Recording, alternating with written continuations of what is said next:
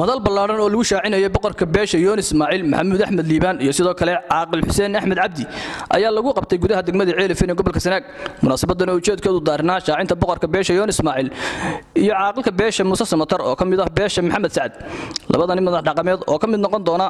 boqorada iyo cuqaasha gobolka Sanaag iyo sidoo kale bahda dhaqanka Soomaaliland waxaan xafladan shaacintooda ka soo qayb galay qaar kamid ah aqoonyahanka dhalinyarada waayeelka iyo waxgaradka beesha Yoon Ismaaciil dhamaantood soo dhaweeyay boqorka iyo caaqilka beeshan ay u soo garteen xilkaasi waxayna ugu duceeyeen in Allah xilkaasi ku asturo waxaan hadalka u kala dambeeyay aqoonyahankii waayeelkii iyo waxgaradkii ka soo qayb galay munaasabadan oo lagu shaacinayay labadaas madax dhaqameed waxaana hadaladooda kamid ahaa waxaanu halkan maanta oo ay taariikhdu tahay sida boorka ku qoran 4 ilaa 5 aynu maanta taaganahay ku shaacinaynaa haddii aanu nahay beesha Muuse Samatar oo kamid ah beelaha Yoon Ismaaciil Maxamed Sacad shir aanu muddo 15 casho ah ku shiraynay degmada Ceelifweyn waxaanu ka soo saaray go'aamo xeer hoosaad iyo xanaan bawleh beesha waxaanu kale ka soo saaray oo ka soo qorshaynay oo ka soo dooray laba madax dhaqameed labada madax dhaqameed oo kala ah boqor iyo caaqil Maxamuud Axmed Liibaan waxaan u soo dooray oo u soo qorshaynay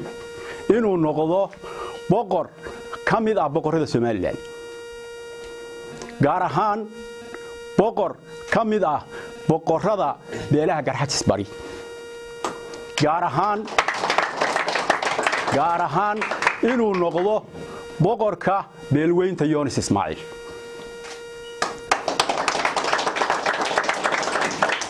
xilka aanu soo qorshaynay ee u soo dooranay Maxamuud Axmed Liibaan oo aanu aragnay xil aan horena cidi u shaacin cidna loogu caleemo saarin oo u banaana beelweynta Yoon Ismaaciil waxaanu leenahay waa kii buuxin lahaa kaalinta madax dhaqameedka ee ka dhinayd beelweynta Yoon Ismaaciil sidaasaanuna Maxamuud ugu soo magacawnay boqor Maxamuud Axmed Liibaan madax dhaqameedka labaad waa caaqil ama nabadoon ama samadoon kamid ah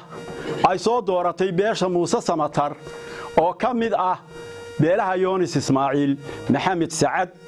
oo la shaqayn doona kuna biiri doona cuqaashi iyo waayeelkii hogaamin jiray beesha Yoon Ismaaciil gaar ahaan Maxamed Sacad Muuse Samatar intaas waxaanu ku shaacinaynaa maanta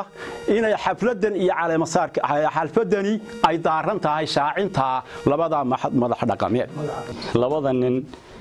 boqorka iyo caaqilka amaantoodii baa la soo sheegay muddo hadda 20 sano ku dhow baan joogay dalka waxaan ku soo horeeyay meesha la yiraahdo Dogoble anigoo waab xun oo ay duur dusha ka saareen aan ku dhiga quraanka buu noo yimid boqorku isagoo ka yimid Ingiriiska kolkii ardaydii anigii uu noo yimid wuxuu yiri waxaan ballan qaadayaa inaan idin dhiso malcamad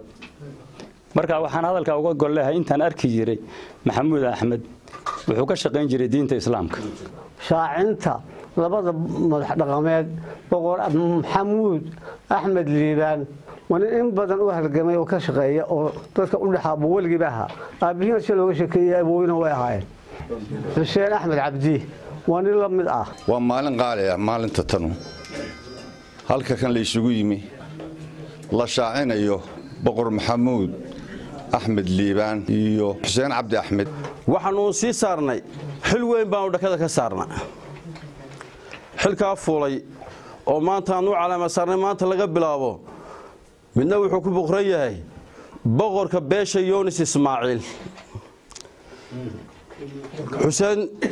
wuxuu ku boqoran yahay oo maanta inagu yahay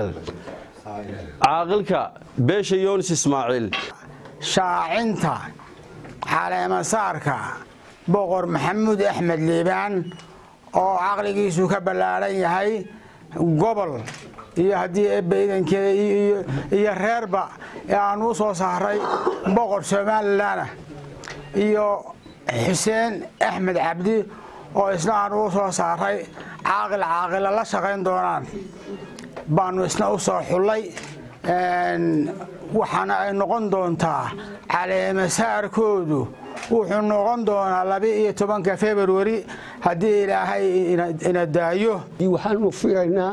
inay noqdaan oo yihiin kuwii xadhka diray adkeeya kuwii dadka u siman kuwa reer hebel oo dhan waxaan leeyahay laga daayo reer hebel baanu waxaanu kaloo ku soo shaacinay oo ku gola keenay madax dhaqameedo waayeela waxgarada ku suntan nabadgelyada iyo waxqabadka oo uu ka mid yahay boqor maxamuud axmed liibaan oo uu ka mid yahay xuseen axmed cabdi beelweynta muuse samatar ee soo shaacisay boqorka maxamuud axmed liibaan iyo xuseen axmed cabdi oo caaqila beesha muuse samatar ama reer muuse aad iyo aad baan ugu mahad celinaynaa sida ay u soo xuleen ee u keeneen ee muddada 15 casho ugu fadhiyeen ee filimo gurayeen aad iyo aad baan ugu mahad celinaynaa Abdul Jaam Maxamed laanta afka Soomaaliga CBA degmada Ceelifin gobolka